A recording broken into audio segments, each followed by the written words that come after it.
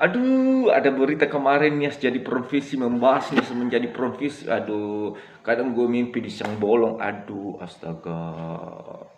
Maksud saya begini, sebelumnya membahas Nias jadi provinsi, diperbarui dulu lah faktor ekonominya.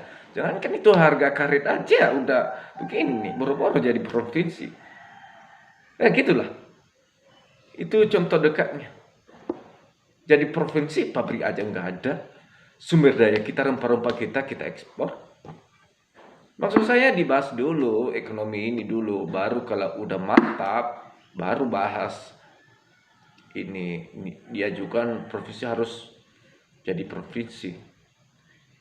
Ini maksud saya ini para para petinggi-tinggi lah.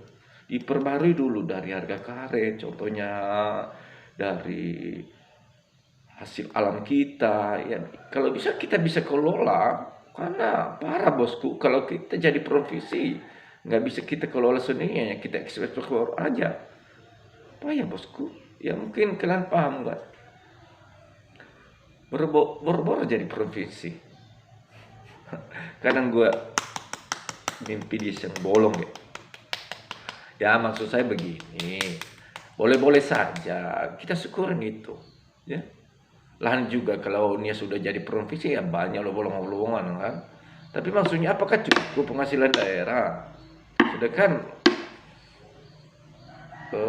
ekspor kita selalu ekspor ya hasil alam kita di Nias ini. Tapi ya kita harus mikir lah. Ya mudah-mudahan sih diperbaharui dulu baru jadi provinsi. Oke, salam sehat.